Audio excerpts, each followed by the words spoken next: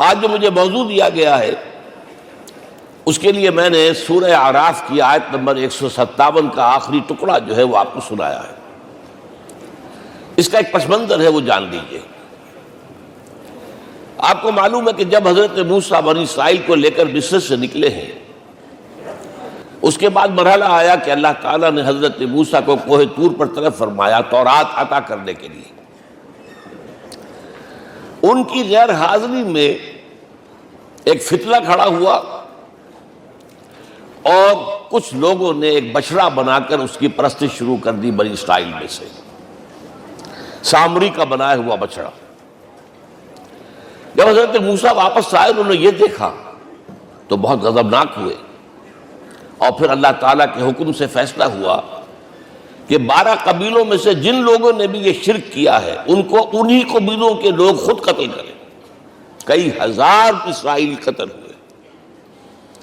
یہ بہت بڑا یوں سمجھیے کہ پرج ہوا ہے اس قوم کے اندر۔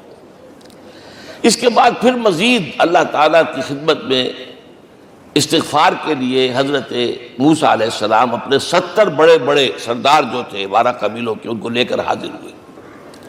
وہاں انہوں نے استغفار کیا اور ایک دعا کی، پروردگار وَاكْتُبْ لَنَا حَسَنَةً فِي الدُّنْيَا وَالْآخِرَةِ، ہمارے لیے نیکی کا اندراج کر دے، دنیا میں بھی آخرت میں بھی۔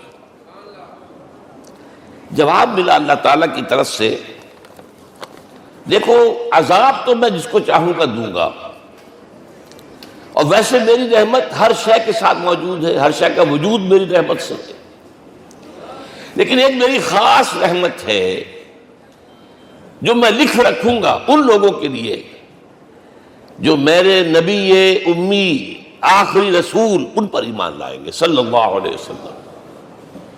وہ جب آئیں گے اور وہ نیکی کا حکم دیں گے، بدی سے روکیں گے، پاکیزہ چیزوں کو حلال قرار دیں گے، ناپاک چیزوں کو حرام قرار دیں گے، نوع انسانی کے اوپر جو بوجھ تھے جو اس وقت ہوں گے ان کو اتاریں گے۔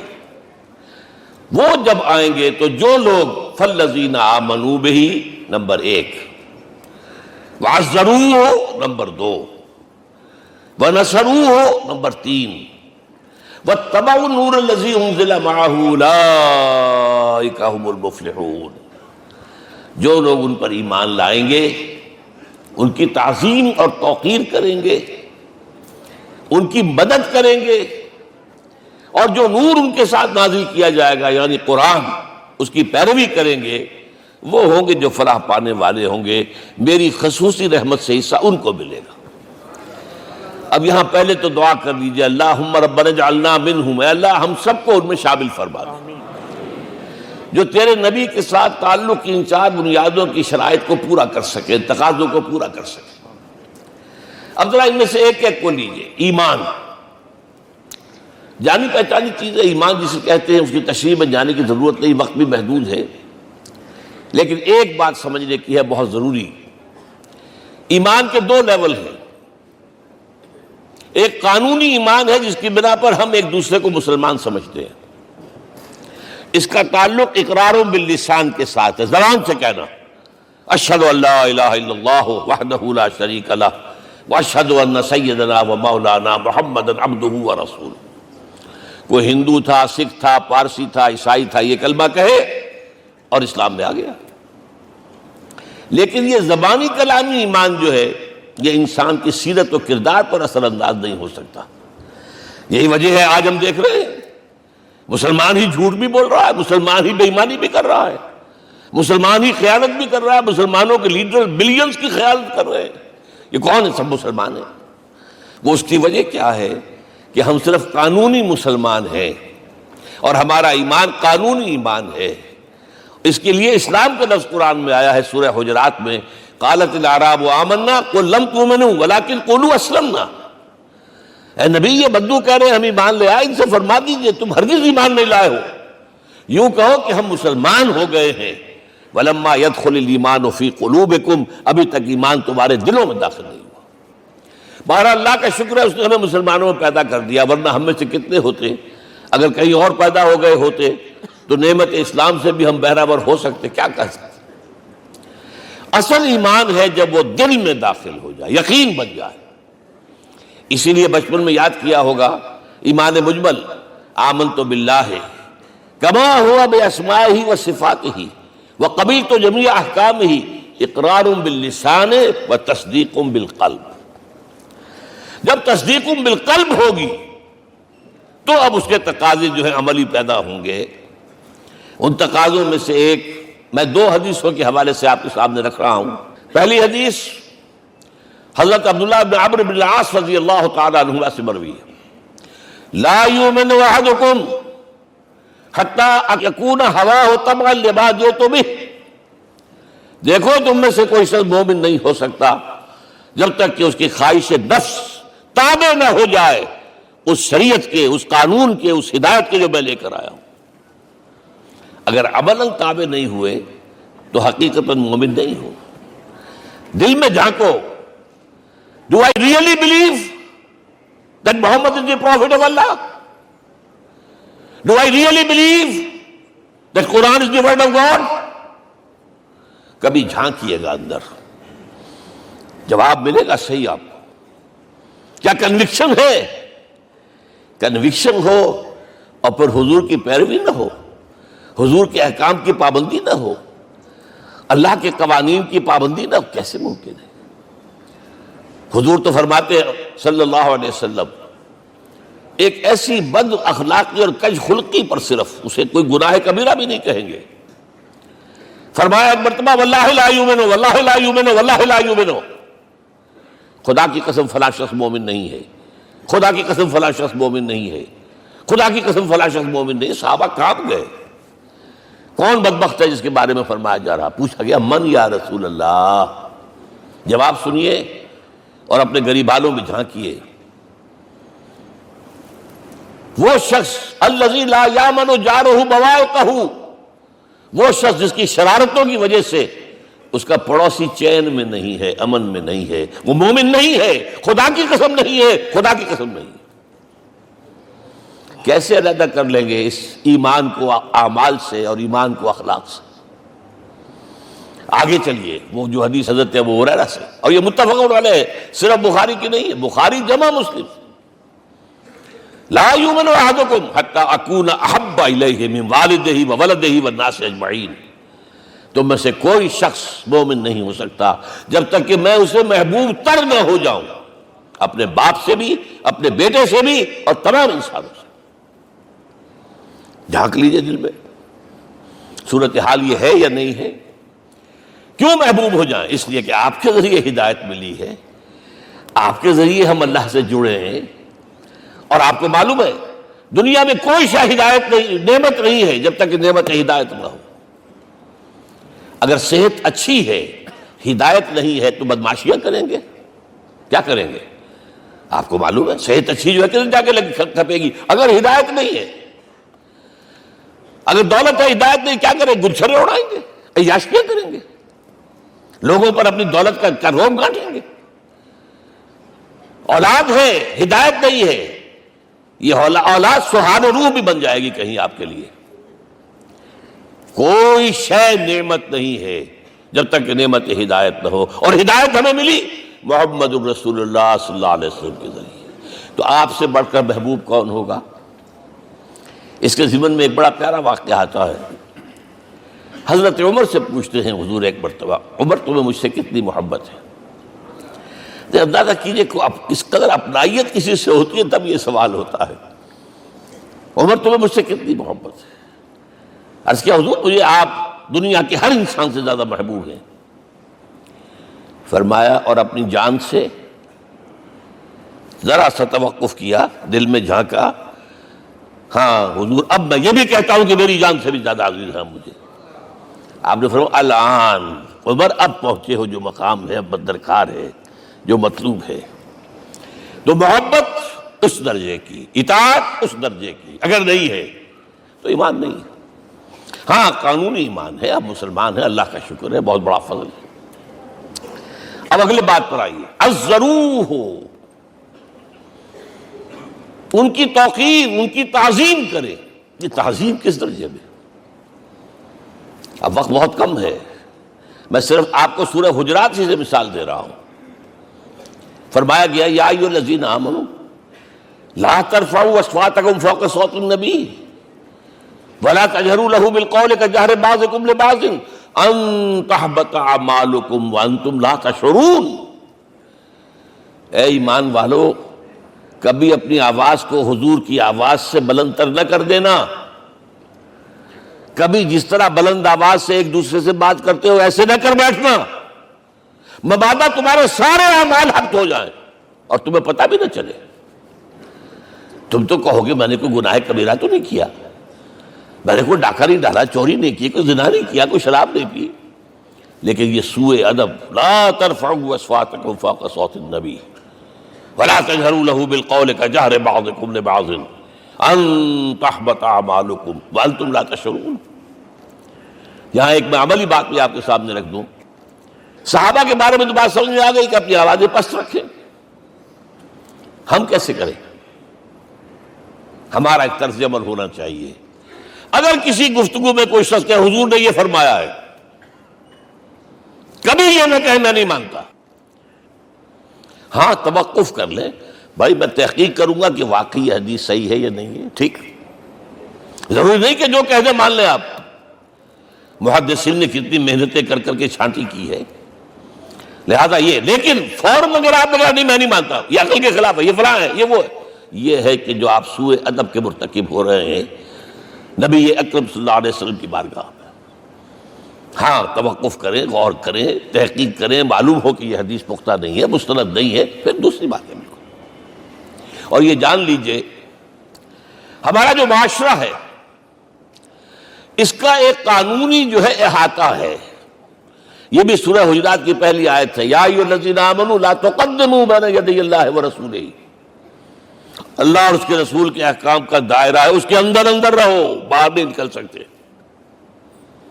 لیکن اس دائرے کے اندر ایک مرکزی شخصیت جس کی دل آویزی، جس کا حسن سلوک، جس کا حسن کردار، جس کا حسن اخلاق مرکز بن جائے، تمام لوگوں کی جذباتی محبت کا مرکز بن جائے، اگر یہ نہیں ہوگا تو معاشرہ مضبوط نہیں ہوگا. محض قانون اور دستور پر معاشرہ مضبوط نہیں ہوتا. کسی شخصیت، اب آپ کو معلوم ہے آخر ہندوستان کے معاشرے میں گاندھی کا ایک مقام ہے کہ نہیں ہے؟ آخر یہ سارا معاملہ چل رہا ہے اسی کے گرد کے نہیں؟ ماؤ زے تنگ کے معاملہ ہے کہ نہیں ہے؟ یہ سارا معاملہ دنیا میں عام لوگ کہہ دیتے، ریشنلسٹ لوگ، کہ ان چیزوں کی کیا ضرورت ہے؟ بھائی قانون دیکھنا چاہیے، دستور دیکھنا چاہیے، حکم دیکھنا نہیں. بھائی جذباتی وابستگی، کہ ایک ہستی تو ایسی ہو کہ جس کے کچھ کہنے پر فوراً زبانیں بند ہو جائیں. اور اس کا نقشہ میں سعودی عرب میں دیکھتا ہوں، اگر وہاں کے دو بدو لڑ رہے ہوں صف اور ایک دوسرے کو کھانے کو دوڑ رہے ہوں، کوئی شخص کہتے صلی علی النبی، فوراً خاموش. معلوم ہوتا ہے آگ کے اوپر کسی نے پانی ڈال دیا، خاموش، صلی علی النبی، صرف یہ کہنے سے. یہ جذباتی وابستگی اگر محمد سے نہیں ہے صلی اللہ علیہ وسلم تو آپ کا معاشرہ کبھی مضبوط نہیں ہوگا. یہ مرکزی شخصیت، یہ مرکز ہے. اسی لیے ان کے احترام کا یہ درجہ ہے، کیونکہ اس سے کیا ہوگا؟ تمہارا شیرازہ بکھر جائے گا. اگر ان کے ساتھ جذباتی محبت نہیں ہوگی تمہارا شیرازہ بکھر جائے گا. یہ آیا معاملہ. اب میں آپ کو بتانا چاہتا ہوں تہذیب. ہمارے ہاں اصل میں بدقسمتی سے ہم سیرت کی تقریریں کرتے ہیں، حضور کی عظمت بیان کرنے کی کوشش کرتے ہیں. کچھ لوگ تو خیر حضور کی زلفیں ہیں، حضور کی آنکھیں ہیں، حضور کی کملی ہے، حضور کا سایہ نہیں تھا وغیرہ، یہ باتیں اپنی جگہ ہیں، ہر چیز ٹھیک ہے. لیکن یہ جان لیجئے حضور کی اصل عظمت ایک نبی اور رسول کی حیثیت سے ہے، اور وہ شے وہ ہے جہاں جبرائیل کے بھی پر جل رہے ہیں. اس کی حقیقت کون جانتا ہے؟ میں ایک مثال دے رہا ہوں آپ کو کہ حضور 100 میں وصال رکھا کرتے تھے. آج روزہ رکھا، شام کو افطار نہیں کیا، وہ رات کو چل رہا ہے روزہ، اگلے روز پھر وہ کنٹینیو کر رہا ہے شام تک. 2 دن کا 100 میں وصال، 3 دن کا بھی رکھتے تھے. صحابہ نے اجازت چاہی، حضور ہمیں بھی اجازت دے دیں. نہیں، عرض کہ حضور آپ تو رکھتے ہیں، ہمیں منع کرتے ہیں. اب سنیے، ایکم مثلی، تمہیں سے کون ہے مجھ جیسا؟ ابھی تو عند ربی، میں تو اپنے رب کے پاس رات گزارتا ہوں. ہوا یطعمنی ویسقین، وہ مجھے کھلاتا اور پلاتا ہے. کیا سمجھیں گے ہم؟ کیا ہماری سمجھ میں آئے گا؟ یہ معاملہ نبوت کے جو اسرار و رموز ہیں، ان کا جو مقام اور مرتبہ ہے، وہ کوئی نبی پہچان سکتا، غیر نبی تو پہچان ہی نہیں سکتا. ایک ڈاکٹر کا کیا مقام ہے اپنے فن میں، وہ کوئی ڈاکٹر ہی سمجھ سکے گا نا، غیر ڈاکٹر کہاں سمجھے گا؟ اور حقیقت میں وہی سمجھے گا جو اس سے بھی اوپر کا ڈاکٹر ہے. نیچے والا تو نہیں سمجھ سکتا. جو کمتر ہے وہ تو صرف اوپر دیکھے گا اللہ اللہ خیر صلی اللہ. جو اوپر ہے اور ظاہر ہے محمد سے اوپر کوئی نہیں صلی اللہ علیہ وسلم. یہی وجہ ہے، دیکھیے شیخ سعدی کو کیا کہنا پڑا، یا صاحب الجمال و یا سید البشر من وجهك المرير لقد نور القمر لا يمكن الثناء كما كان حقه بعد خدا بزرگ توئی قصہ مختصر. اے محمد صلی اللہ علیہ وسلم، آپ کی ثنا جیسے کہ حق ہے ہو ہی نہیں سکتی. غالب اس سے بھی آگے گیا ہے، میں بات ابھی آپ کو سناتا ہوں شعر اس کا. آپ کی ثنا کا حق ادا ہو ہی نہیں سکتا. بس ہم یہ جانتے ہیں اللہ کے بعد آپ کا مقام. غالب جو آگے گیا ہے کہتا ہے، غالب ثنا خواجہ بیزداں گزاشتے کہاں ذات پاک مرتبہ دان محمد است. اے غالب، ہم نے تو حضور کی ثنا تو اللہ کے حوالے کر دی ہے، اس لیے کہ وہی ذات پاک جانتا ہے مرتبہ محمد کا کیا ہے صلی اللہ علیہ وسلم. ہم بیان کرنے کی کوشش کریں گے تو توہین کر بیٹھیں گے.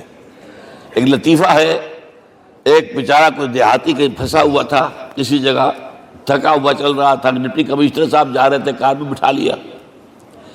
اب اس نے کہا، پتر تینوں اللہ پٹواری کرے. اب اس غریب کے جو ہے اس کے ذہن میں تو پٹواری سے اوپر تو کچھ ہے ہی نہیں. اس کے قلم سے جو ہے ادھر کا انتقال ادھر ہو گیا، ادھر کی ادھر چلی گئی.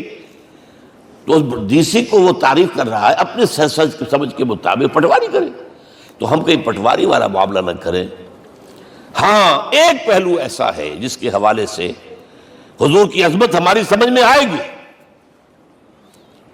حضور ایک انسان کی حیثیت سے کیا تھے، ایک باپ کی حیثیت سے آپ کا کیا طرز عمل تھا.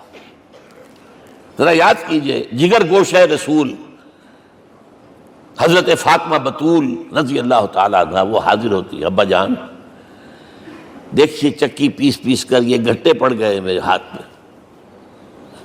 کہ کنویں سے پانی لاتی ہوں، مشکیزیں کہ یہاں پر بندیاں پڑ گئی. حضور اب تو عام لوگوں پر بھی آسانیاں ہیں، لوگوں کے ہاں غلام آ گئے ہیں، کنیزیں آ گئی ہیں، مال و دولت آ گئی ہے. مجھے بھی کوئی غلام کنیز عطا ہو جائے. اور آپ کو معلوم ہے یہ لخت جگر نور چشم محمد کی سب سے پیاری بیٹی صلی اللہ علیہ وسلم، کوئی شک نہیں اس میں، فاطمہ، کیا بیتی ہوگی حضور کے قلب پر.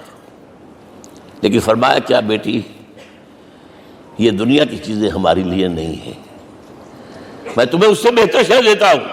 تسبیح فاطمہ ہر نماز کے بعد 33 مرتبہ سبحان اللہ، 33 مرتبہ الحمدللہ، 33 مرتبہ اللہ اکبر کہہ لیا کرو. لیکن سوچ لیجئے دل پر کیا گزری ہوگی صلی اللہ علیہ وسلم. حضرت عائشہ سے پوچھئے، حضرت خدیجہ سے پوچھئے، حضور کیسے شوہر تھے. آپ سے زیادہ خواتین کے حق میں نرم، گھر کے کام کا جھاڑو دے رہے ہیں، کپڑے جو ہیں بوسیدہ انہیں سی رہے، گھر میں بیٹھے ہوئے یہ کام کرتے تھے. بہرحال ایک بات میں آپ سے عرض کروں، آپ انسان کی جس حیثیت کا بھی ذہن میں تصور کریں گے وہ ساری حیثیتیں محمد میں موجود ہیں صلی اللہ علیہ وسلم. محمد حاکم کی حیثیت سے بھی ہیں، محمد سبع سالار کی حیثیت سے بھی ہیں، محمد قاضی القضات بھی ہیں، محمد ہیڈ آف دی اسٹیٹ بھی ہیں، محمد بیویوں والے بھی ہیں، اولاد والے بھی ہیں، محمد 5 وقتہ امام بھی ہیں، جمعے کے خطیب بھی ہیں، مدرس قرآن بھی ہیں، مربی بھی ہیں، مزکی بھی ہیں، اور ہر میدان میں بلند ترین مقام۔ کوئی ایسی جامع شخصیت ملے گی؟ ہمارے ہاں تو حال یہ ہے کہ جو خطیب صاحب ہوتے ہیں وہ 5 وقتہ نماز کیسے پڑھا سکتے ہیں؟ ان کا تو اونچا مقام ہے۔ 5 وقتہ نماز کے لیے تو علیحدہ چاہیے امام آپ کو، اور وہاں بھی ایک امام سینئر ہوگا، وہ عشاء مغرب اور فجر پڑھائے گا، ایک جونیئر ہوگا بیچارہ، وہ جو خاموش نماز ہے وہ پڑھائے گا۔ 5 وقتہ نماز پڑھا رہے ہیں محمد صلی اللہ علیہ وسلم، اور خطیب بھی وہی ہے، مربی بھی وہی ہے، مزکی بھی وہی ہے۔ ہمارے ہاں جو لوگ تزکیہ نفس کے میدان میں ہیں وہ پھر جماعت کبھی نہیں کراتے، کبھی نہیں دیکھا ہوگا آپ نے کسی صاحب کو کراتے ہوئے۔ یہ جامعیت جو ہے، جامعیت کبریٰ۔ میں صرف ایک بات کہا کرتا ہوں، ایک اعتبار سے حضور کا اسوہ نامکمل ہے۔ آپ مجھے سوء ادب کا مرتکب نہ قرار دے دیں، اسوہ کیا ہے؟ عورت کے لیے اس کی اپنی نسوانی زندگی کے لیے اسوہ آپ میں نہیں ہے۔ آخر نصف انسانیت ہے، اسے بھی اسوہ چاہیے۔ یہ ہے جس کی وجہ سے حضور نے شادیاں کی ہیں زیادہ۔ خواتین کے لیے اسوہ حضور کے ازواج مطہرات ہیں، اور ان میں سب سے بڑھ کر جو بالکل یوں سمجھیے کہ آغاز کے اندر نوجوانی میں آ گئی ہیں حضور کی خدمت میں، نہایت ذہین و فطین، انہوں نے پھر عورت کی زندگی کے لیے حضور کا جو طرز عمل تھا وہ انہوں نے بیان کیا نا۔ اس لیے سورہ احزاب کے اندر اس کا تذکرہ ہے، جہاں یہ آتا ہے لقد کان لکم فی رسول اللہ اسوۃ حسنہ، وہیں پر یا نساء النبی لستن کاحد من النساء، اے نبی کی بیویوں تم عام عورتوں کے مانند نہیں ہو، تمہیں تو اسوہ بننا ہے امت کے لیے۔ اب اس سے اگلا قدم میں بڑھا رہا ہوں آگے، اور اس کے ساتھ جڑ جائے گی تیسری بات۔ تیسری بات کیا ہے؟ وَنَصَرُوهُ، اس کی مدد کریں صلی اللہ علیہ وسلم۔ پہلی بات تو یہ نوٹ کیجئے، حضور انتہائی غیور انسان تھے، انتہائی غیور۔ یہ کہا جاتا ہے کہ اگر حضور گھوڑے اس میں سوار ہوتے تھے اونٹ پر، اور آپ کا کوڑا نیچے گر گیا، تو آپ یہ کسی سے نہیں کہتے تھے کہ ذرا یہ میرا کوڑا مجھے پکڑا دینا، یہ بھی گوارا نہیں تھا۔ آپ اونٹ بٹھا کر نیچے اتر کر اپنا کوڑا خود اٹھاتے تھے۔ کسی سے اپنے ذاتی کام کے لیے کوئی مدد مانگنا امکان ہی نہیں۔ بلکہ ایک واقعہ تو وہ ہے جب بھی میں تذکرہ کرتا ہوں میری آنکھوں میں آنسو آ جاتے ہیں۔ یہ ہجرت کے وقت کا واقعہ ہے۔ آپ کو معلوم ہے حضور نے تمام مسلمانوں کو مکے سے جانے کی اجازت دے دی، چلے جاؤ مدینے، چلے جاؤ مدینے، آپ خود تھے موجود، اس لیے کہ رسول اپنے مقام کو نہیں چھوڑ سکتا وداؤٹ ایکسپریس پرمیشن فرام اللہ سبحانہ وتعالی۔ اب حضرت ابوبکر پوچھ رہے ہیں حضور اجازت آ گئی؟ نہیں آئی، آ گئی نہیں آئی، دن گزر رہے ہیں۔ حضرت عائشہ کی روایت ہے کہ ایک روز ہم نے دیکھا دوپہر کے وقت آ رہے ہیں حضور، کپڑے سے اپنا سر جو ہے ڈھانپا ہوا ہے۔ عرب میں دوپہر کے وقت وزٹ کرنا جو ہے یہ ان کے خلاف دستور ہے، ان کی تہذیب کے خلاف ہے، یہ قیلولے کا وقت ہوتا۔ تو حیران ہوئے، آتے ہی فرمایا ابوبکر ہجرت کی اجازت ہو گئی۔ اب انتہائی خوشی سے اور بڑی امید میں کہ بڑی شاباش ملے گی، حضرت ابوبکر فرماتے ہیں، عرض کرتے ہیں حضور میں نے 2 اونٹیاں تیار کر رکھی ہیں، خوب کھلا پلا کے انہیں فرما کیا ہوا ہے، یہ ہجرت میں ہمارے کام آئے گی۔ حضور تھوڑا سا توقع فرماتے ہیں، پھر کہتے ہیں اچھا ٹھیک ہے، ایک میں استعمال کروں گا لیکن میں اس کی قیمت ادا کروں گا۔ حضرت ابوبکر رو پڑے، حضور مجھ سے یہ مغایرت، سائے کے تناب کے ساتھ رہنے والا، اس سے یہ مغایرت، ذرا سے اشارے پر اپنی کم سن بیٹی پیش کر دی نکاح کے اندر، اس سے یہ مغایرت، رو پڑے۔ لیکن حضور کی اپنی غیرت تھی، میں قیمت دوں گا۔ اب بتائیے مدد کا کہ یہ درکار تھی؟ مدد تھی ان کے مشن کے لیے۔ مشن 2 حصوں میں تھا، اس کو جانیے، آج کچھ علمی باتیں آ رہی ہیں۔ حضور کے مشن کے 2 حصے، ایک ابتدائی جو تمام انبیاء اور رسول کا تھا، ایک تکمیلی جو صرف محمد کا ہے۔ صلی اللہ علیہ وسلم۔ ابتدائی کیا ہے؟ اللہ کی طرف دعوت، تبلیغ۔ جو دعوت قبول کر لیں ان کے لیے بشارت، بشیر کہ تمہارے لیے آخرت میں جنت ہے، نعمتیں ہیں۔ رد کر دیں ان کے لیے نذیر، خبردار کرنے والے، جہنم کے لیے تیاری کر لو۔ داعی اللہ، اللہ کی طرف بلانے والے، سراجا منیرا، روشنی کے چراغ۔ یہ حیثیتیں مشترک ہے تمام انبیاء کرام۔ تمام انبیاء بشیر بھی تھے، نذیر بھی تھے، داعی بھی تھے، سراج منیر بھی تھے، اگرچہ ان تمام حیثیتوں میں بھی حضور کا سب سے اونچا مقام علیحدہ نمایاں ہے، لیکن حیثیتیں بنیادی طور پر مشترک۔ ایک حیثیت تکمیلی، اور وہ کیا ہے؟ اے نبی، جو دین آپ کو دیا گیا ہے صرف تبلیغ نہیں، صرف تعلیم نہیں، اس کو قائم کر کے دکھاؤ نظام زندگی کی حیثیت سے۔ 3 مرتبہ قرآن میں یہ الفاظ حضور کے لیے آئے ہیں، هو الذی ارسل رسولہ بالہدی ودین الحق لیظہرہ علی الدین کلہ۔ 3 دفعہ سورہ توبہ میں یہ الفاظ آئے، سورہ صف میں یہ الفاظ آئے، سورہ فتح میں یہ الفاظ آئے۔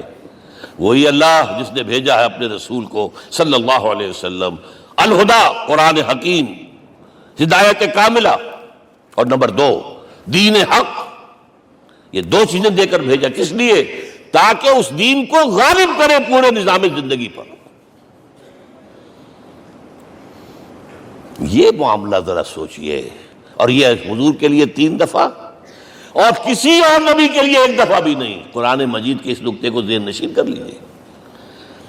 اصل میں یہ کیا ہے؟ اسے ہم یوں کہیں گے، ایک ہے نبوت و رسالت، ایک ہے تکمیل نبوت و رسالت۔ ہمارے ہاں ختم نبوت کے اوپر تو زور دیا گیا ہے، اور صحیح دیا گیا ہے، ایمان کا ہمارا جز ہے۔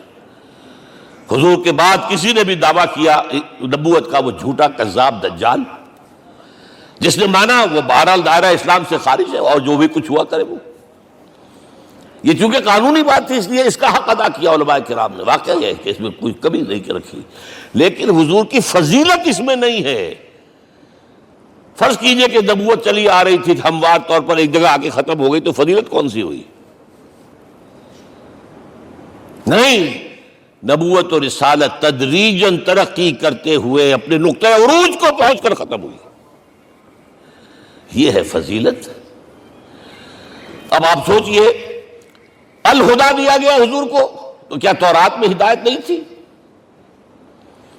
سورہ اعراف کی آیت ہے، سورہ مائدہ کی، انا انزلنا التوراۃ فیہا ھدی ونور۔ ہم نے نازل کی تھی تورات، اس میں ہدایت بھی تھی، نور بھی تھا۔ ہم مانتے ہیں اللہ کی کتاب تھی۔ وہی فرمایا ہے انجیل فیہا ھدی ونور، اس میں ہدایت بھی تھی، نور بھی تھا۔ پھر یہ الہدا قرآن آیا۔ یہ کیا ہے؟ ہدایت نے درجہ بدرجہ ترقی کرتے ہوئے قرآن میں آ کر کامل ہو گئی، ہدایت کامل۔ وجہ کیا ہے؟ انسان کا شعور بھی تو درجہ بدرجہ بڑھا ہے۔ ایک وقت تھا ہمارا بچپن تھا، فکر کے اعتبار سے، سوچ کے اعتبار سے، علم کے اعتبار سے، ہمارے آباء و اجداد کبھی جو رہتے تھے غاروں کے اندر یا کبھی آئے ہیں تو کیا تھا ان کے پاس؟ اب اس وقت جو ہے کسی کو آپ پرائمری کے بچے کو پی ایچ ڈی ڈاکٹر رکھ دیجئے ٹیوٹر، تو کیا پڑھائے گا تو وہی جو پرائمری کا بچہ سمجھ سکے۔ لہذا وہ جو کہا گیا تھا آدم کو اس زمین کی خلافت دیتے، فَإِمَّا يَأْتِيَنَّكُم مِّنِّي هُدًى فَمَن تَبِعَ هُدَايَ فَلَا خَوْفٌ عَلَيْهِمْ وَلَا هُمْ يَحْزَنُونَ۔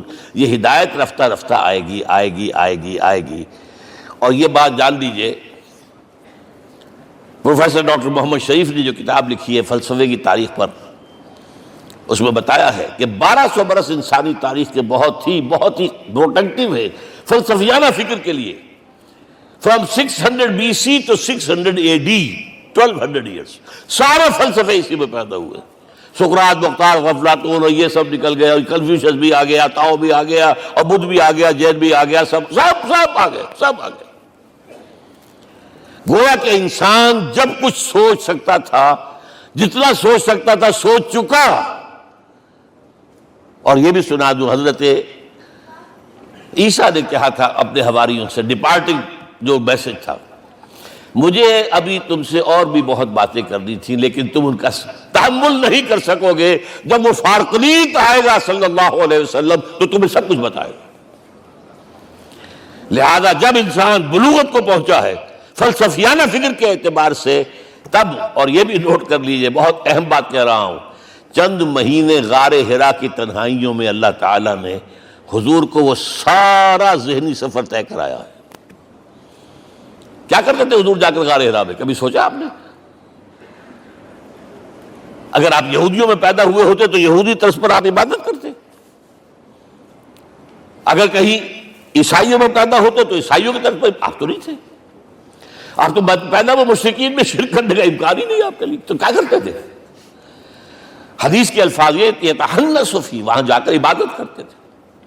اب شارحین حدیث نے بہت عمدہ لکھا ہے، کانا صفت و تعبدہ فی غار حرا التفکر والاعتبار، غار حرا میں آپ کی عبادت فکر، غور و فکر، تفکر و اعتبار، جس کی میں تعبیر یہ کر رہا ہوں، جس کو کہا کبھی اکبر الہ آبادی نے، خدا کے کام دیکھو بعد کیا ہے اور کیا پہلے، نظر آتا ہے مجھ کو بدر سے غار حرا پہلے۔ تم غار حرا کو نہیں جانتے، مصطفیٰ اندر حرا خلوت گزید، قوم آئین و حکومت آفرید۔ The most productive part of the period life of Muhammad is that which he passed in غار حرا۔ فکر کی ساری جو ہیں بلندیاں طے کی، تب آیا ہے اقرأ بسم ربک، اب اللہ کا الہدیٰ شروع ہوا ہے۔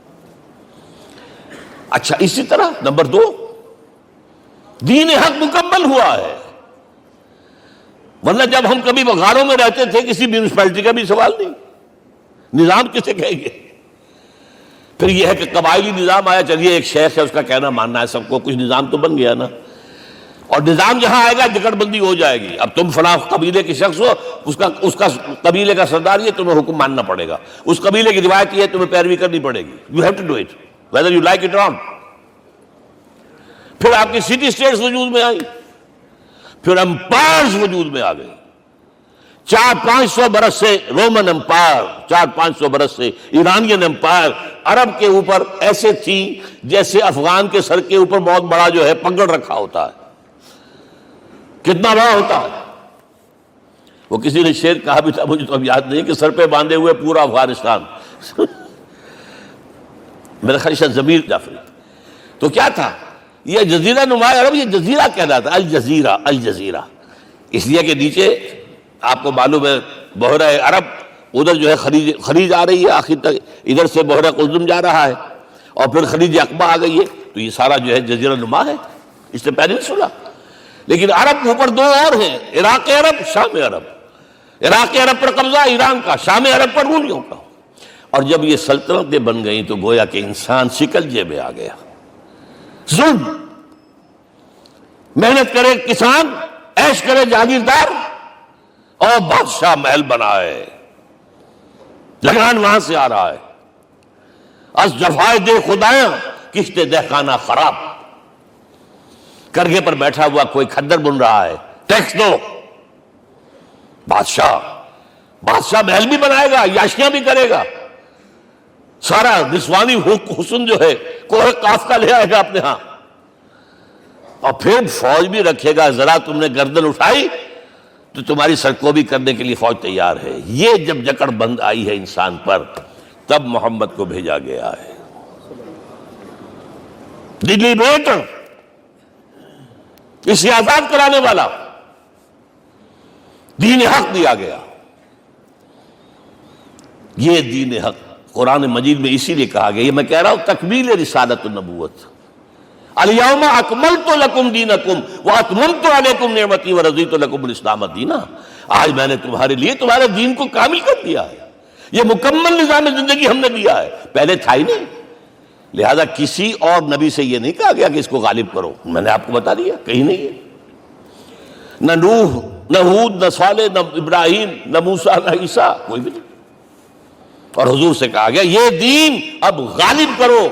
اگر صرف تم کتاب میں لکھ کر دے جاؤ اور اس کے مثال پیش نہ کر سکو، دنیا کہے گی بہت اچھی شاعری ہے، آج بھی آپ کو معلوم ہے دی ریپبلک کتاب زندہ ہے، لیکن آج تک ایک دن کے لیے بھی وہ نظام کہیں قائم ہوا ہے؟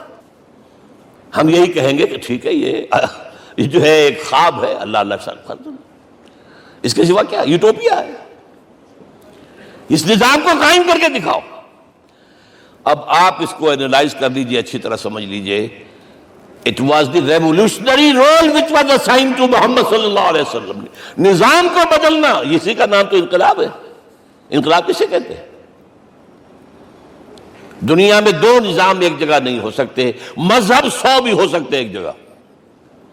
مذہب لمیٹڈ ہے، آپ کی ذاتی زندگی، آپ کے کچھ عقائد ہیں، کچھ عبادات ہیں، کچھ رسومات ہیں، کچھ سوشل رائٹس ہیں، یہ ہے بس۔ تو یہ تو 100 بھی دے کین کو ایگزسٹ۔ امریکہ میں کتنے ہیں؟ مسلمان گئے مسجدیں بنا لی ہیں، ہندو گئے مندر بنا لیے ہیں، سکھ گئے ہیں ان کے گردوارے بنے ہوئے ہیں، سلوتے یعنی یہودیوں کے عیسائیوں کے تو بے شمار ہے ہی ہے، لیکن ہے ہم مذہب۔ لیکن دین تو دو نہیں ہو سکتے، یا ڈیموکریسی ہوگی یا بادشاہت ہوگی، ایک تو دو تو نہیں ہو سکتے۔ یا کیپٹلزم ہوگا یا سوشلزم ہوگا، دو تو نہیں ہو سکتے۔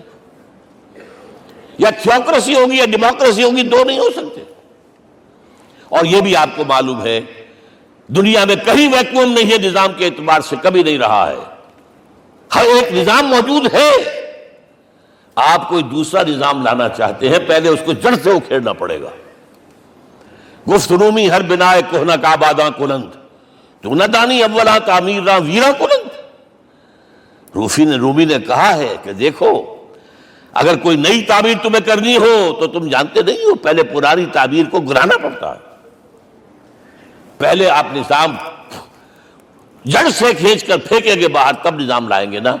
اور یہ ظاہر بات ہے جو نظام بھی ہے اس کے ساتھ ویسٹڈ انٹرسٹ ہے، اس کے ساتھ پریولیج کلاسز ہیں۔ دے وانٹ اسٹیٹس کو، وہ کوئی تبدیلی نہیں ماننے کو تیار، کیونکہ اسی نظام کی شاخوں پر تو ان کے گھونسلے بنے ہوئے، وہی سے تو مفادات ان کے وابستہ ہیں۔ لہذا نظام جو ہے بدلنے کے لیے جانیں دینی پڑتی ہیں، خون بہانا پڑتا ہے، جان جوکھوں کا کام کرنا پڑتا ہے، اس کے بغیر نظام نہیں بدلتا۔ اور محمد کا رول صلی اللہ علیہ وسلم، یہ ہے وہ عظمت محمد کی جو انسان نے پہچانی ہے۔ میں 3 گواہیاں آپ کے سامنے پیش کر رہا ہوں، 1 from the east, 2 from the west, 3 کئی ملوے ہے۔ یہی لاہور 1920، یہاں ایک بریڈلا ہال ہوتا تھا، اس بریڈلا ہال میں ایم این رائے کی ایک تقریر۔ And who was M N رائے؟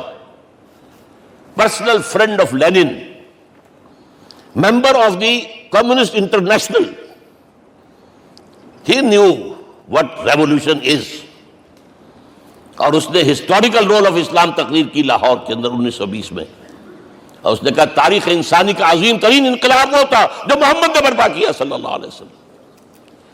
میں تو اس کی ذہانت کی داد دیے بغیر نہیں رہا۔ اس نے کہا بعض مورخین یہ جو فتوحات کی ہیں صحابہ کرام نے، ان کو سمجھ بیٹھتے ہیں جیسے اٹیلا نے فتوحات کی ہیں یا چنگیز خان نے کی ہے یا کسی اور، کہاں وہ کہاں یہ، وہاں صرف تباہی آتی تھی۔ اور محمد صلی اللہ علیہ وسلم کے پیروکاروں نے جب دنیا فتح کی ہے، نئی تہذیب دی ہے، نیا تمدن دیا ہے، نیا نظام دیا ہے، روشنی دی ہے، علوم کو تازہ کیا ہے، علوم ایجاد کیے ہیں۔ یہ ہے وہ انقلاب جو محمد نے برپا کیا صلی اللہ علیہ وسلم۔ یہ کتاب آج بھی ہندوستان میں چھپتی ہے، بمبئی میں، دی ہسٹوریکل رول آف اسلام۔ اور میں سمجھتا ہوں کہ ہندو ہے، کمیونسٹ ہے، اور گواہی دے رہا ہے۔ دوسرا، یہ تو چونکہ بڑی ریسنٹ پاسٹ کی بات ہے، ڈاکٹر مائیکل ہارٹ ایک کتاب لکھتا ہے دی 100، اور اس کا سب ٹائٹل کیا ہے؟ A selection and gradation of the 100 most influential personalities of the human race, human history. پوری انسانی نسل میں سے ان لوگوں کو چن لو جنہوں نے اس کی تاریخ کے دھارے کے رخ کو موڑا ہو۔ ادھر جا رہا تھا ادھر کر دیا، ادھر جا رہا تھا ادھر کر دیا۔ جن لوگوں نے بھی تاریخ کا دھارا موڑا، پہلے سلیکٹ کر لو، سلیکشن۔ 100 آدمی کا نام آ گئے، اب گریڈیشن ان میں سب سے زیادہ کس نے کیا؟ اور ٹاپ پر لایا محمد کو صلی اللہ علیہ وسلم. یہ کتاب تو اویلیبل ہے، پڑھیے. اور چونکہ عیسائی ہے اور حضرت عیسیٰ کو نمبر 3 پر لے گیا، غور کیجئے. نمبر 2 پر لایا نیوٹن کو، بابائے طبیعیات.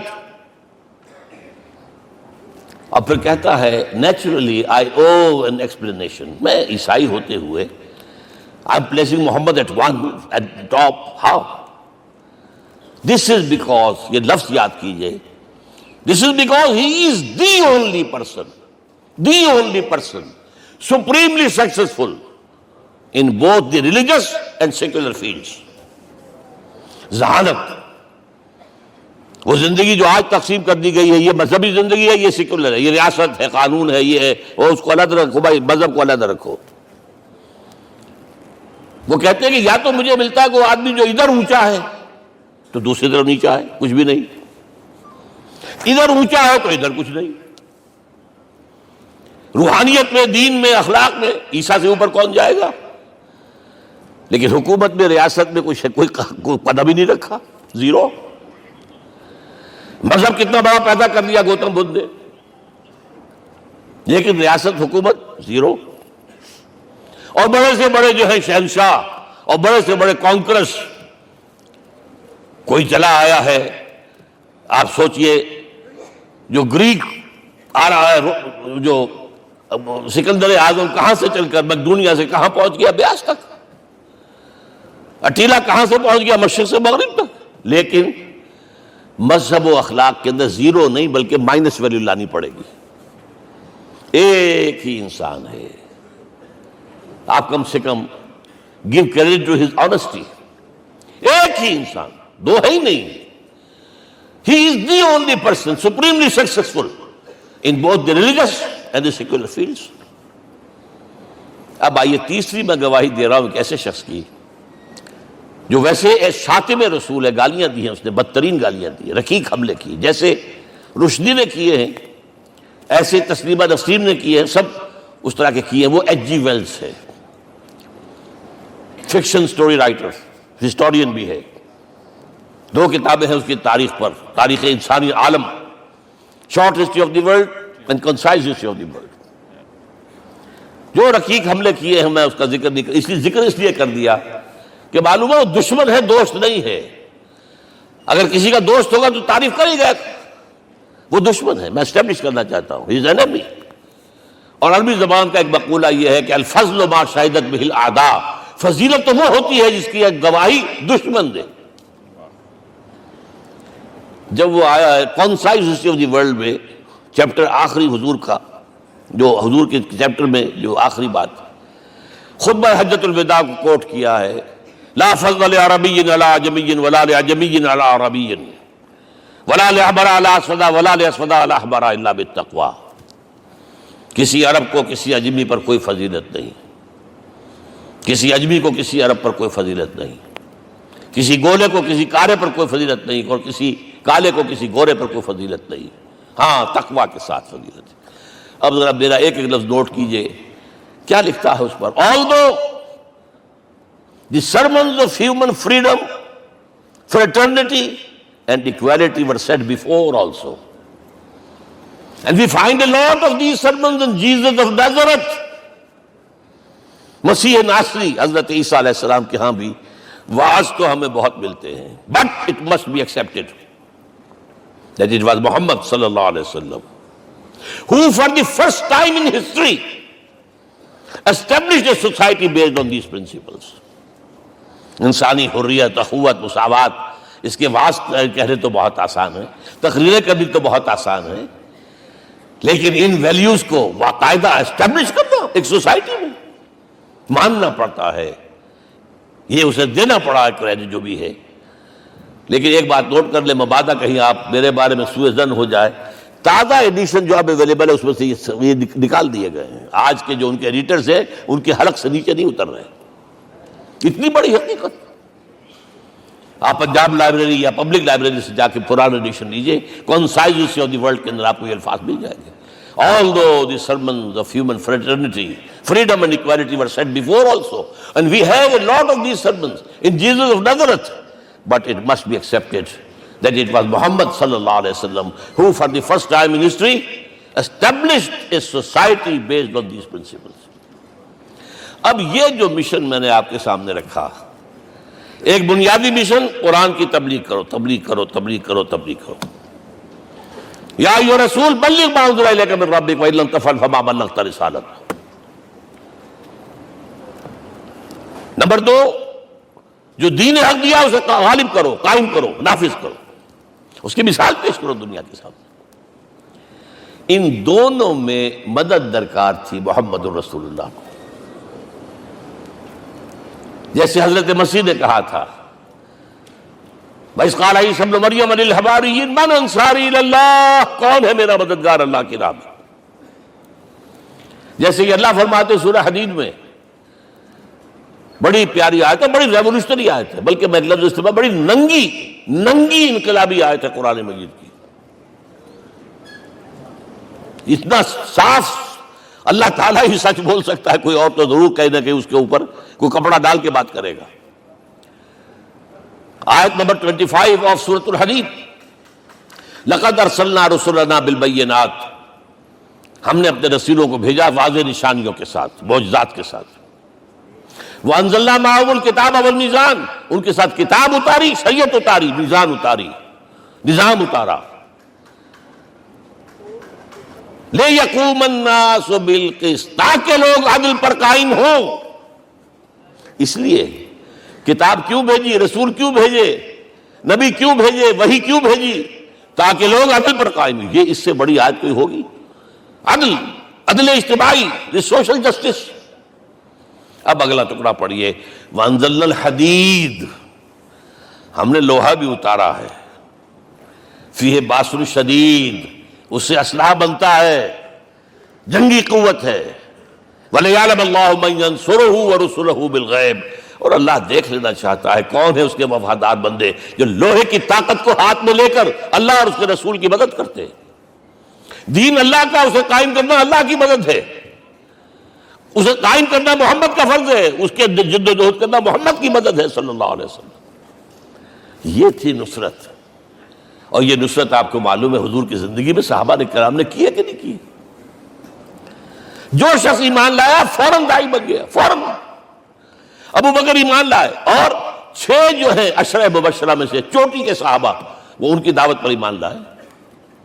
سعد ابن ابی وقاص، طلحہ، زبیر، عثمان، سعید ابن زید، یہ سب کون ہیں؟ حضرت ابو بکر کی دعوت پر. نوجوان ہیں، مصعب بن عمیر کو گھر سے نکال دیا چچا نے، اور برہنہ کر کے نکالا ہے کم وقت نے، اس لیے کہ باپ مر گیا تھا، بہت دولت چھوڑ گیا تھا.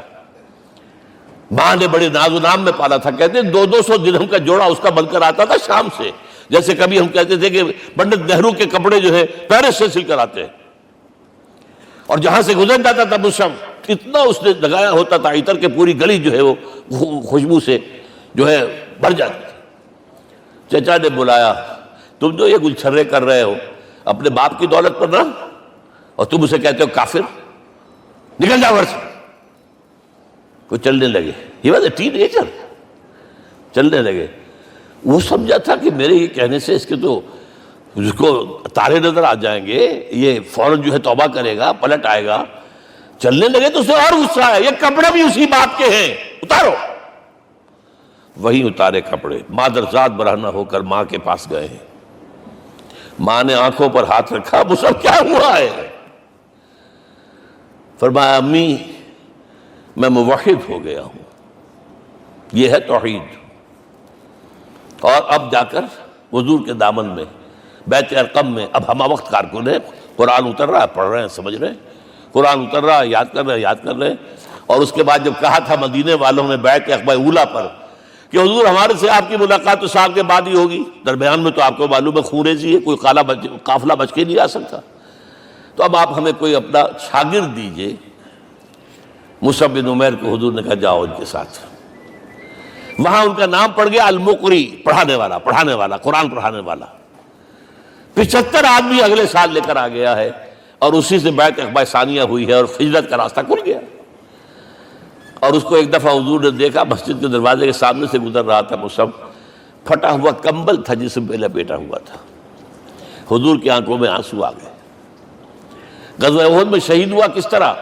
علم بردار تھا، ایک ہاتھ پر وار پڑا ہے، کٹ کے گر گیا، ایک ہاتھ سے تھاما، دوسرے پر بھی گر گیا، دونوں جو بچے ہوئے حصے تھے اس سے تھاما. پھر جب ختم ہو گئے اس کے بعد جو ہے جب دفن کر رہے تھے تو حضور کے سامنے پرابلم لایا گیا. مصعب کے جسم پر تو کوئی کپڑا ہی نہیں تھا سوائے ایک چادر کے، ایک دھوتی. اللہ اللہ خیر اللہ. اور شہید کا کفن ہوتا ہے اس کا اپنا لباس. حضور وہ اتنا چھوٹی ہے وہ چادر کہ پاؤں ڈھانپتے ہیں تو سر کھل جاتا ہے، سر ڈھانپتے ہیں تو پاؤں کھل جاتے ہیں. فرمایا سر کو ڈھانپ دو کپڑے سے اور پیروں پر گھاس ڈال دو. That was the last dress which Musab got. تو یہ لوگ جو تھے محمد رسول اللہ والذین معہ، یہ ساتھی حضور کے جنہوں نے حضور کے مشن میں آپ کا ساتھ دیا. اور ایک خاص مرحلے کا تو میں آپ کے سامنے ذکر ہی کر دوں، اس لیے کہ دین کی اقامت، دین کا غلبہ، اس میں تو جہاد اور قتال آئے گا لا محالہ.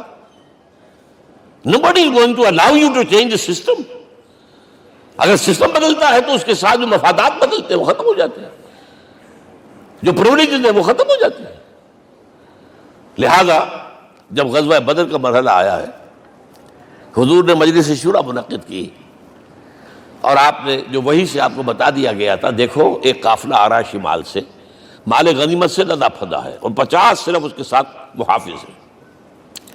ایک لشکر آ رہا ہے جنوب سے ریل کانٹے سے لیس، اور اللہ نے وعدہ کیا ہے کہ ایک پر ضرور تمہیں فتح دے گا، بتاؤ کدھر چلے. یہ اصل میں کسی بھی سپہ سالار کے لیے وقت ہوتا ہے کہ اپنے ساتھیوں کے مورال کا اندازہ کرے. کچھ ہوں گے ہم جیسے کمزور بھی، انہوں نے کہا کہ حضور پہلے قافلے کی طرف چلے، آسانی سے فتح بھی ہو جائے گی اور ہتھیار مل جائیں گے ہمیں. ہمارے پاس تو ہتھیار بھی نہیں ہے، گنتی کے لوگوں کے پاس تلواریں بھی نہیں سب کے پاس، تو 50 آدمیوں کے ہتھیار تو ملیں گے. پھر لشکر سے نپٹ لیں. اب حضور کہہ رہے ہیں اشیرونی اشیرونی اشیرونی. حضرت مقداد بن اسود کھڑے ہوتے، حضور ہمیں موسیٰ کے ساتھی نہ سمجھیے جنہوں نے کہہ دیا تفضل انت وربک فقاتلا انا ہاہنا قاعدون. ہم موسیٰ کے ساتھی نہیں ہیں، ہم آپ کے جانثار ہیں. آپ جو آپ کی نیت ہے آپ بسم اللہ کیجیے، ہم آپ کو کیا پتہ ہمارے ذریعے آپ کو اللہ تعالیٰ آنکھوں کی ٹھنڈک عطا فرمائے. حضور پھر فرمایا مجھے مشورہ دو، مجھے مشورہ دو. تب خیال آیا سعد ابن عبادہ رضی اللہ تعالیٰ عنہ کو جو رئیس انصار تھے، ہو نہ ہو یہ ہماری طرف روئے سخن ہے، کیونکہ بیعت عقبہ ثانیہ جس کے نتیجے میں ہجرت ہوئی ہے اس میں طے یہ ہوا تھا کہ اگر یہ مکے والے مدینے پر حملہ آور ہوں گے آپ کو ختم کرنے کے لیے، ہم آپ کی حفاظت ایسے ہی کریں گے جیسے اپنے بیوی بچوں کی. اور ابھی مدینے پر حملہ ہوا نہیں ہے، حضور پری ایمپٹ کر رہے ہیں، باہر نکل کر مقابلہ کرنا چاہ رہے ہیں. تو گویا کہ انصار کور نہیں ہوتے اس کے اندر، اس لیے بار بار اشیرونی مجھے مشورہ دو. اب سعد بن عبادہ کھڑے ہوتے ہیں، کانک تعنینا یا رسول اللہ صلی اللہ علیہ وسلم، اے اللہ کے رسول شاید آپ کا روئے سخن ہماری جانب ہے. فإنا آمنا بک وصدقناک، ہم آپ پر ایمان لا چکے ہیں، ہم نے آپ کی تصدیق کی، اب ہمارے پاس چوائس کون سا ہے؟ اگر آپ آگے چلیں ہم پیچھے چلیں گے، اگر برق الغماد تک پہنچیں گے ہم اپنی اونٹنیوں کو دبلا کر دیں گے. یمن کا آخری شہر جو ہے برق الغماد، اور اگر آپ ساحل سمندر پر کھڑے ہو کر اپنی سواری سمندر میں ڈالیں گے ہم بھی ڈال دیں. بہرحال یہ مراحل ہیں کہ جن سے گزر کر حضور نے اللہ کے دین کو غالب کیا اور قائم کیا، اور اس ہر سطح پر ہر مرحلے پر صحابہ کرام نے آپ کا ساتھ دیا. جہاں آپ کا پسینہ گرا وہاں انہوں نے اپنے خون کی ندیاں بہا دی. محمد رسول اللہ والذین معہ اشداء علی الکفار رحماء بینہم. یہ ہے در حقیقت عظمت محمد صلی اللہ علیہ وسلم. آج کے دور میں سمجھ لیجئے اچھی طرح، یہ دور جس کا کہ فاتح ہے حضور، فاتح سے مطلب افتتاح کرنے والے، اس دور میں اجتماعی نظام کی اصل اہمیت ہے. اجتماعی نظام غلط ہے، ایکسپلائٹیٹو ہے. تقسیم دولت کا نظام غلط ہے. کیا ہوگا؟ ایک طرف دولت جمع ہوگی، ایکومولیشن آف ویلتھ، ایک طرف بھوک، افلاس، فاقہ ہوگا. شاہ ولی اللہ دہلوی کہتے ہیں کہ جس معاشرے میں تقسیم دولت کا نظام غلط ہو جائے یہ دو دھاری تلوار ہے، دو دھاری، دونوں طرف کاٹتی ہے۔ ایک طرف دولت جمع ہوگی تو عیاشیاں ہوں گی، بدماشیاں ہوں گی، گلچرے ہوں گے، وہ بھی خراب، معاشرے کے لیے خراب۔ اور ایک طرف فقر ہوگا اور بھوک ہوگی اور فاقہ ہوگا، یہ بھی خراب۔ اس لیے کہ حضور فرماتے ہیں کاد الفقر و یکون کفرا، فقر تو انسان کو کفر کی حد تک پہنچا دیتا ہے، لہذا فقر کو کل نظام کو توڑنا ہوگا۔ یہ الفاظ شاہ ولی اللہ دہلوی رحمۃ اللہ علیہ کے، جو 12ویں صدی ہجری کے مجدد ہیں۔ اس نظام کو بدلنا، اب آپ سوچئے حضور صلی اللہ علیہ وسلم نے جب اپنے اس مشن کی تکمیل کر لی، تو میں اب دو باتیں آپ کو بتا رہا ہوں۔ چونکہ حضور کی بعثت صرف عرب کے لیے نہیں تھی، صرف عربوں کے لیے نہیں تھی، صرف ملک عرب کے لیے نہیں تھی۔ اگر یہ ہوتا تو آپ کا کام مکمل ہو گیا تھا، پورے عرب میں اللہ کی حکومت قائم ہو گئی، ایک ایک شخص تک قرآن پہنچ گیا۔ لیکن 5 جگہ قرآن میں آیا ہے وَمَا أَرْسَلْنَاكَ إِلَّا كَافَّةً لِلنَّاسِ بَشِيرًا وَنَذِيرًا، ہم نے نہیں بھیجا آپ کو مگر تمام انسانوں کے لیے بشیر اور نذیر بنا کر۔ لہذا کام مکمل نہیں ہوا۔ اقبال کہتا ہے وقت فرصت ہے کہاں، کام ابھی باقی ہے، نور توحید کا اتمام ابھی باقی ہے۔ یہ بھی تکمیل رسالت کا مظہر ہے کہ حضور سے پہلے کوئی رسول پوری نوع انسانی کے لیے نہیں بھیجا گیا، آپ پہلے رسول ہیں اللہ کے اور آخری جو پوری نوع انسانی کے لیے بھیجے گئے۔ حضرت عیسیٰ نے بھی یہی کہا تھا اپنے حواریین سے، تو سینٹ پال نے اسے تبلیغی مذہب بنایا ہے۔ انجیل میں اب بھی الفاظ موجود ہیں کہ I have been sent in search of the lost sheep of the house of Israel، میں تو اسرائیل کے گھرانے کی کھوئی ہوئی بھیڑوں کی تلاش میں بھیجا گیا ہوں، صرف بنی اسرائیل کے لیے۔ قرآن بھی کہتا ہے رسولا الی بنی اسرائیل، واحد رسول ہیں جو پوری دنیا کے لیے بھیجے گئے۔ اچھا کہہ دینا تو آسان ہو گیا، اس کا مطلب کیا ہے؟ جب تک پوری دنیا پر اللہ کا دین غالب نہ ہو، محمد کا مقصد بعثت ہنوز شرمندہ تکمیل ہے، اور یہ ہوگا، اس کی خبر دی ہے۔ یہ ایک تحفہ میں لے کر آیا آپ کے لیے، 8 صفحے ہیں، لیکن یہ سمجھیے کہ یہ سونے کے حروف سے شر لکھے ہوئے ہیں، وہ احادیث، وہ آیات جن میں حضور نے خبر دی ہے کہ پوری دنیا پر اللہ کا دین غالب ہوگا۔ ہو نہیں سکتا کہ دنیا ختم ہو جائے اور محمد کا مقصد بعثت ابھی مکمل نہ ہو، ناممکن۔ جن آیات کو پڑھیے، ان میں پھر احادیث پڑھیے۔ میں صرف 2 حدیثیں آپ کو سنا دوں۔ ایک میں حضور نے اپنے زمانے سے لے کر قیامت تک کے 5 ادوار گنائے ہیں، آپ پڑھ لیجیے گا، ٹیکسٹ ہے یہ، اور خدا کے لیے اس کی قدر کیجیے گا۔ یہ آیات ہیں، احادیث پھینک نہ دیجیے خدا کے لیے کہیں۔ اور اس کے اندر جو ہے اس وقت کے جو مایوسی کے اندھیارے ہمارے اوپر چھائے ہوئے ہیں، اس کا علاج ہے کہ نہیں، اور بھی دور فلک ہیں ابھی آنے والے، ناز اتنا نہ کریں ہم کو ستانے والے۔ بہرحال حضور نے جب اپنا مشن عرب کی حد تک مکمل کر لیا تو اب ایک بات نوٹ کیجئے، خطبہ حجۃ الوداع 1.25 لاکھ کا مجمع، حضور نے اپنے اس خطبے میں اپنی تعلیمات کے جو اہم نکات تھے انہیں اور دہرایا 3 مرتبہ ایک بات کی ہے۔ لاؤڈ سپیکر تو تھا نہیں، پہلے آپ ادھر رخ کرتے تھے، آپ کہتے تھے کچھ، ادھر لوگ آدمی آگے کھڑا ہوا اس کو آگے پہنچاتا اور آگے پہنچاتا تھا، پھر آپ سامنے رخ کر کے کہتے تھے، پھر بائیں طرف رخ کر کے 3 مرتبہ، ایک لفظ 3 مرتبہ۔ آخر میں ایک سوال کیا ہے، الا هل بلغت، دیکھو لوگوں میں نے پہنچا دیا یا نہیں؟ کیونکہ قرآن میں تحدید آئی تھی، اے نبی، یا ایھا النبی بلغ ما انزل الیک من ربک وان لم تفعل فما بلغت رسالتہ، اے نبی جو کچھ تم پر نازل کیا گیا اللہ کی طرف سے پہنچا دو، اور اگر نہیں کیا تو رسالت کا حق ادا نہیں ہوگا۔ اور اس میں سورہ اعراف کی آیت نمبر 6 اگر پڑھ لیں، فَلَنَسْأَلَنَّ الَّذِينَ أُرْسِلَ إِلَيْهِمْ وَلَنَسْأَلَنَّ الْمُرْسَلِينَ، ہم ان سے بھی پوچھیں گے جن کی طرف رسولوں کو بھیجا، اور رسولوں سے پوچھیں گے ہم نے تمہارے پاس اپنا پیغام پہنچایا تھا، تم نے پہنچایا کہ نہیں لوگوں کو؟ اس لیے حضور نے گواہی لی، الا هل بلغت، دیکھو میں نے پہنچا دیا کہ نہیں؟ اور جواب کیا ملا؟ انا نشهد انك قد بلغت الرسالة واديت الامانة ونصحت الامة وكشفت الغمة، ہم گواہ ہیں حضور آپ نے رسالت کا حق ادا کر دیا، امانت کا حق ادا کر دیا، ہماری خیر خواہی کا حق ادا کر دیا، اور گمراہی کے اندھیرے جو ہے انہیں چھانٹ کر رکھ دیا۔ اب آپ نے آسمان کی طرف نگاہ کی، انگشت شہادت سے وہی 3 مرتبہ اللہم اشہد اللہم اشہد اللہم اشہد، اللہ تو بھی گواہ ہے، یہ مان رہے۔ یہ ہے سائی آف ریلیف، یہ بوجھ جو میرے کندھے پر آیا تھا اِنَّا سَنُلْقِي عَلَيْكَ قَوْلًا ثَقِيلًا، یہ اب منتقل ہو گیا، اب امت کو منتقل ہوا۔ لہذا آخری لفظ کیا تھا؟ فَلْيُبَلِّغِ الشَّاهِدُ الْغَائِبَ، اب جو یہاں موجود ہیں ان کا فرض ہے کہ پہنچائیں ان کو جو یہاں نہیں ہے۔ میں صرف تمہارے لیے رسول نہیں ہوں، ایک ایک فرد نوع بشر تک دنیا میں جو اس وقت ہے، اور ایک ایک فرد نوع بشر جو آخر تک آئے گا قیامت تک، اس تک قرآن پہنچانا تمہارے ذمہ ہے۔ ہم نے نہیں پہنچایا، اسی لیے آج ہم اللہ کے عذاب میں ہیں۔ آج کیوں ذلیل کے کل تک نہ تھی پسند گستاخی فرشتہ ہماری جناب میں؟ 1.5 بلین مسلمان، لیکن عزت نام کی کوئی شے ہے؟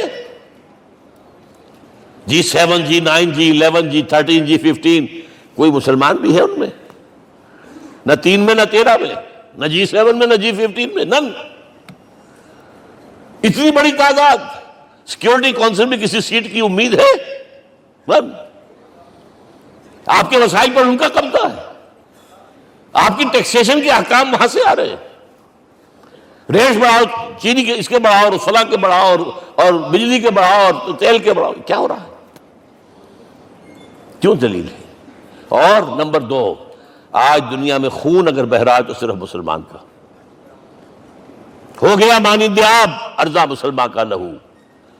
60 سال سے کشمیر اور فلسطین، پھر درمیان میں صومالیہ، چچنیا، کوسوو، یہ سب بوسنیا، پھر آپ کو معلوم ہے فلپائنز،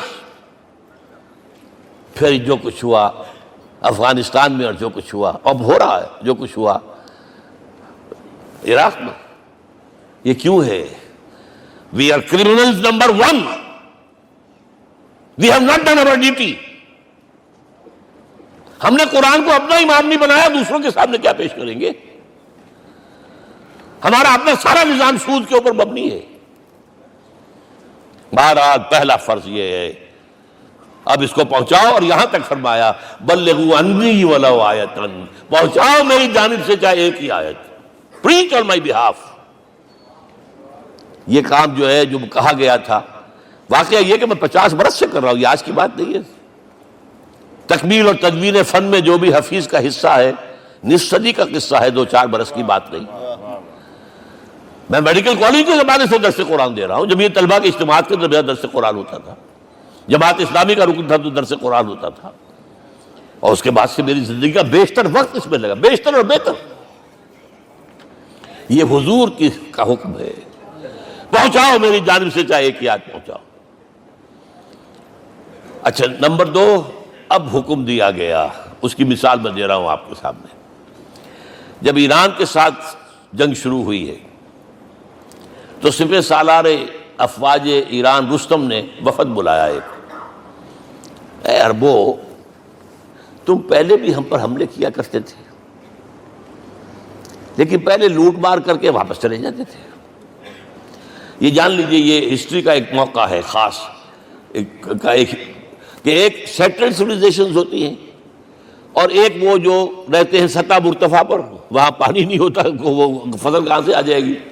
یا ریگستان میں جو وہاں بستے ہیں وہ کیا کرتے ہیں؟ وہ وقتاً فوقتاً جاتے ہیں، جھپٹا مارتے ہیں، لوٹ مار کرتے ہیں، لے کر وہاں سے دولت آتے ہیں، اسی پر ان کی گزارا تھا۔ تم پہلے بھی آیا کرتے تھے، لوٹ مار کر کے چلے جاتے، اس دفعہ پیچھا بھی چھوڑ رہے، بولے کیا؟ ایسی پیاری، یہ کئی روایتوں میں آیا ہے، الفاظ مختلف ہو سکتے ہیں۔ جو مسلمان وفد کا سربراہ تھا اس کا جواب سنیے، انا قد ارسلنا، دیکھو رستم، پہلے ہم خود آتے تھے، اب ہمیں بھیجا گیا ہے۔ اللہ نے بھیجا محمد کو، محمد نے بھیجا ہمیں صلی اللہ علیہ وسلم۔ کس لیے؟ لنخرج الناس من ظلمات الجہالۃ الی نور الایمان ومن جور الملوک الی عدل الاسلام۔ اس لیے بھیجا گیا ہمیں کہ نوع انسانی کو شرک اور کفر کی جہالتوں سے نکال کر ایمان کی روشنی میں لائیں، اور بادشاہوں کے ظلم و ستم کے پنجے سے نجات دلا کر عدل اسلام. دیکھو ہمارا خلیفہ چٹائی پر بیٹھتا ہے عمر رضی اللہ تعالیٰ عنہ، اس کے تو کوئی خدم و حشم نہیں ہے، کوئی باڈی گارڈ نہیں ہے. ایک آیا تھا سفیر ایران کا، مدینے میں آ کر گھوما پھرا، کوئی محل نظر نہیں آیا اسے. پوچھتا ہے مسلمانوں سے اینا ملککم، بھائی تمہارا بادشاہ کہاں ہوتا ہے؟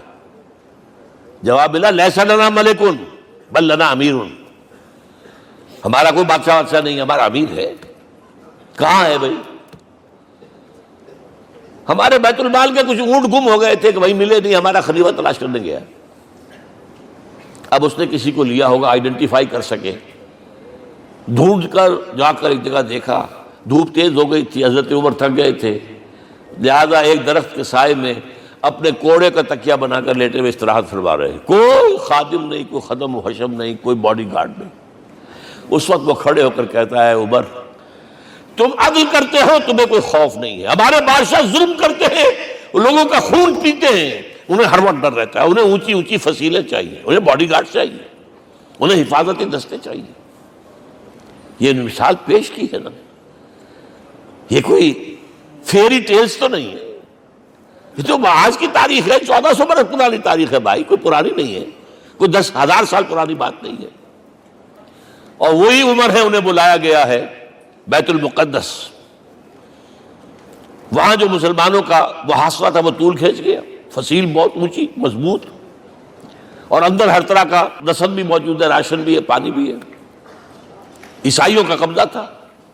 عیسائی پادری آئے فصیل پر، مسلمانوں تم اگر قیامت تک بھی یہاں پڑے رہے محاصرہ کر کے، یہ کبھی فتح نہیں ہوگا شہر. ہاں یہ فتح ہونا ہے، ہماری کتابوں میں ہے، لیکن ایک درویش بادشاہ کے ہاتھوں فتح ہوگا. تمہارے اندر ہمیں وہ درویشی نظر نہیں آ رہی. وہ چونکہ کچھ عرصہ ہو گیا تھا، شام میں پہنچ گئے تھے، خربوزے کو دیکھ کے خربوزہ رنگ پکڑتا ہے، اچھا لباس پہننا شروع کر دیا. اور وہاں تھے امین هذه الامہ ابو عبیدہ بن الجراح رضی اللہ تعالی عنہ، یکی 11 مبشرہ. ان کا فوراً کلک کیا، یہ بادشاہ مدینے میں بیٹھا ہوا تو ہے. یہاں سے ریکویسٹ کی گئی ہے آپ تشریف لائیے. اب 700 میل کا سفر ہے، کوئی ذاتی سفر نہیں، کسی بیٹے کے کنووکیشن کے لیے نہیں گئے ہیں، کوئی انٹوریج نہیں ہے، کچھ نہیں. ایک اونٹ، ایک خادم، اور اسی اونٹ پر راستے کا راشن، لہذا ایک آدمی بیٹھ سکتا ہے. اب ایک منزل خلیفہ اوپر تشریف فرما ہے اور خادم ہاتھ پکڑ کر آگے چل رہا. اگلی منزل خادم اوپر بیٹھا ہے اور خلیفہ ہاتھ پکڑ کے آگے چل رہا ہے. جب آخری منزل آئی ہے تو باری ہو گئی اس خادم کی. اس نے ہاتھ جوڑ دیے، خدا کے لیے لوگ دیکھیں گے، مجھے ماریں گے، تمہیں شرم نہیں آئی؟ خلیفۃ المسلمین جو ہے وہ آگے آگے تمہارے چل رہے تھے، تم وہ براجمان تھے. حضرت عمر نے ڈانٹ پلائی، دوڑو نہیں، باری تمہاری ہے. وہ بیٹھا ہوا اوپر، حضرت عمر پھنکیل پکڑ کر آ رہے ہیں، اور بیچ میں کہیں کیچڑ آ گیا تھا، جوتیاں بھی ہاتھ میں پکڑی ہوئی ہیں. اب وہاں آتے ہی انہیں لے جایا گیا فصیل کے سامنے. انہوں نے اوپر سے اپنی کتابیں دیکھیں، ہاں یہی ہے درویش بادشاہ. یہ فتح نہیں ہوا تھا یروشلم، یہ ایک صلح کے طور پر انہوں نے دیا ہے، کھول دیا، آ جاؤ. اور انہوں نے شرط رکھوائی تھی کہ کہیں یہاں یہودیوں کو آباد نہیں ہونے دیں گے آپ. حضرت عمر نے اتنی رعایت کی تھی یہودیوں کے لیے کہ وہ یہاں آئیں، اپنے مقدس مقامات کی زیارت کر کے جا سکتے ہیں، لیکن یہاں سیٹل نہیں ہو سکتے. اس لیے وعدہ تھا. یہ وعدہ جو ہے سلطان عبدالحمید خان تک چلا ہے. بڑی سے بڑی رشوت پیش کی تھی زائرنسٹ نے، تمہارے سارے قرضے ہم ختم کر دیں گے، تم جو ہے ہمیں فلسطین میں آباد ہونے کا حق دے دو. نہیں، جو معاہدہ عمر کا تھا اس میں کوئی ترمیم نہیں کر سکتا. تو یہ مثالیں ہیں جو پیش کی گئی ہیں. میں تو کہا کرتا ہوں، جب میں نے پڑھا تھا کہ کرنل جمال عبد الناصر کی بیٹی سائیکل پر جاتی ہے کالج، چون لائی کی بیٹی بھی سائیکل پر کالج جاتی ہے، احساس ہوا تھا عظمت ہے نا آخر، چاہے وہ کسی غیر میں ہو. اور واقعہ یہ ہے کہ میں بیان کرنے سے رہ نہیں سکتا. جب میں نے لال بہادر شاستری کے بارے میں سنا، he had no house in the whole of India. یہ تو بھارت کی ڈیموکریسی کا ایک معجزہ ہے. A person who doesn't own a house in the whole length and breadth of India and he rose to his position of Prime Minister. ہمارے ہاں کسی میونسپلٹی کا جو ہے ممبر نہیں بن سکتا اس کی بیوی اپنے گھر میں خود کھانا پکاتی تھی، کوئی ملازم نہیں تھا. اور جب ہارٹ اٹیک ہوا ہے تاشقند میں تو وہ جو مرتے دم بات کی ہے اس نے ماتا جی سے کی ہے، بیوی سے نہیں کی. یہ ہماری مشرقی روایات ہیں، ماں کا مقام. لیکن یہ تمام مثالیں جو ہیں پوری نوع انسانی 10 مرتبہ پیدا ہو کر ختم ہو جائے، حضرت عمر والی مثالیں نہیں لا سکتے. رات کو گشت کر رہے ہیں، ایک جگہ سے رونے کی آواز آئی، معلوم ہوا کہ بچے ہیں، بھوکے ہیں، رو رہے ہیں. ماں سے پوچھا گیا کیا معاملہ ہے، کہ کیا کروں، کچھ نہیں ہے، میں نے یہ آنڈی چڑھا دی ہے چولہے کے اوپر، آگ جلا دی ہے، بچوں سے کہا کچھ پک رہا ہے، ذرا انتظار کرو، سو جائیں گے. کانپ گئے، ایسے گئے سیدھے بیت المال. آٹے کی بوری اپنے غلام سے کہا میرے کندھے پر رکھ، پہلے چلتا ہوں. نہیں، قیامت کے دن تم میرا بوجھ نہیں اٹھا سکو گے. اپنے کندھے پر بوری رکھ کر لائے ہیں، کھانا پکوایا، کھلایا بچوں کو. اب اگر حضور یہ کہے کہ سید القوم خادم ہوں تو یہ حقیقت تھی کہ نہیں تھی؟ ورنہ اگر یہ مثال نہ آتی تو کہتے جی شاعری تو اچھی ہے، بہت اچھا شعر کہہ دیا، کوئی سردار بھی کبھی خادم ہوا ہے. اب یہ ہے کہ یہ نظام دنیا میں، بس آخری بات میں آ گیا ہوں، یہ خوشخبریاں میں آپ کے ساتھ یہ تحفہ لے کر آیا، یہ پڑھیے کہ نظام دوبارہ آنا ہے. محمد کی پیشین گوئی غلط نہیں ہو سکتی، وہ صادق المصدوق صلی اللہ علیہ وسلم. اگرچہ ابھی ہمیں اور سزائیں ملنی ہیں، اور سخت سے سختر سزائیں آنی ہیں. ابھی آرمگڈون سر پر تنی ہوئی ہے، کھڑی ہوئی ہے، ملحمۃ العظمیٰ جسے حدیث میں کہا گیا. آرمگڈون پتہ نہیں آپ نے کبھی سنا ہے کہ نہیں سنا ہے. یہ بائبل کی آخری کتاب جو ریولیشن جان ہے اس میں ہے کہ ایک بہت بڑی جنگ ہوگی، گریٹر اسرائیل بنانے کے لیے بہت بڑی جنگ ہوگی. and you said the stage has been set for that. NATO تیار اسی کے لیے ہو رہا ہے دوبارہ. کس لیے؟ نیٹو چیف سے پوچھا گیا تھا کہ تمہارا دشمن جو تھا USSR تو ختم ہوا، گھٹنوں کے بل پڑا ہوا ہے، اب کس کے لیے اس کو ایکسٹینڈ کر رہے ہو اور آرگنائز کر رہے ہو؟ اب ہمیں مسلم فنڈامنٹلسٹ سے نمٹنا ہے. یہ ہے وہ کروسیڈ جو شروع ہوئی. یہودی اور عیسائی نیو کنزرویٹوز، نیو کونس، یہ دونوں جڑے ہوئے ہیں. ایک 5 پوائنٹ ایجنڈا ہے ان کا جس پر دونوں کا اتفاق ہے. تو ابھی ہم پر بڑے برے وقت آنے ہیں، ہمیں سزائیں ابھی اور ملنی ہیں، لیکن tables will be turned. دنیا میں اللہ کا دین قائم ہوگا، چاہے ابھی اور اپس اینڈ ڈاؤنز آئیں گے، لیکن ہوگا. لیکن ہوگی، وہ وقت آئے گا اللہ کا دین قائم ہوگا پوری دنیا میں. ایک حدیث میں آپ کو سنانے چلا تھا، حضرت ثوبان سے رضی اللہ تعالیٰ عنہ، مسلم شریف کی روایت ہے. حضور نے فرمایا ان اللہ زوالی الارض، اللہ نے میرے لیے پوری زمین کو لپیٹ دیا. فرائیت مشارقہا و مغاربہا، میں نے اس کے سارے مشرق دیکھ لیے، سارے مغرب دیکھ لیے. فإن أمتی سیبلغ ملکہا ما زوئ لی منہا، میری امت کی حکومت ان تمام علاقوں پر قائم ہو کر رہے گی جو اللہ نے زمین کو لپیٹ کر مجھے دکھا دیے. یہ ہونا ہے. And that is going to be the end of this world. Armageddon بھی آ جائے گی، پہلے ملحمۃ العظمیٰ بھی آئے گا، سزائیں بھی ملیں گی، بالآخر وہ ہوگا. لیکن آخری بات، میرے اور آپ کے لیے مسئلہ لمحہ فکریہ کیا ہے؟ میں اور آپ کہاں کھڑے ہیں؟ Are we on the side of Allah or on the side of America? بہرحال یہ تو جو اپس اینڈ ڈاؤنز آنے ہیں، میرے اور آپ میں سے ہر شخص کے سوچنے کی بات یہ ہے، یہ تو انقلاب تو آئے گا، حضور کے ذریعے سے آیا، کچھ لوگ حضور کے ساتھی بن گئے، ان کی دنیا بن گئی، آخرت بن گئی. قیامت میں کے بعد جو کچھ ملنا ہے اللہ تعالیٰ روح و ریحان و جنت النعیم. کچھ رہ گئے کہ چاہے سگا چچا تھا محروم رہ گیا، ابو لہب. آج بھی یہ قافلہ ادھر چل رہا ہے. اقبال نے بالکل ٹھیک کہا ہے کہ دنیا کو ہے پھر مار کا روح و بدن پیش، تہذیب نے پھر اپنے درندوں کو ابھارا، اللہ کو پابر دیے مومن پہ بھروسہ، ابلیس کو یورپ کی مشینوں کا سہارا. اور صحیح کہا ہے، آخری بات جو کہہ رہا ہوں، ایک نقطہ میرا رہ گیا ہے، وَاتَّبَعُوا النُّورَ الَّذِي أُنزِلَ مَعَهُ، چوتھی بات، اور یہ کہ وہ لوگ جو اس نور کا اتباع کریں گے کہ جو ان کے ساتھ نازل کیا قرآن، اس لیے کہ قرآن ہی ذریعہ ہے، آلہ انقلاب ہے. قرآن انسانوں کو بدلتا ہے، افراد کو، افراد مل کر جماعت بن کر وہ جو انقلاب برپا کرتے ہیں. But individual change. اقبال کے الفاظ میں چوں بجا در رفت جہاں دیگر شود. یہ قرآن اگر کسی کے باطن میں اتر جاتا ہے تو اس کے اندر انقلاب آ جاتا ہے. He is a change person from within. واتبعوا النور الذی انزل معہ. لیکن آخری دور کے بارے میں یہ چند اشعار سنا رہا ہوں. شب گریزاں ہوگی آخر جلوہ خورشید سے.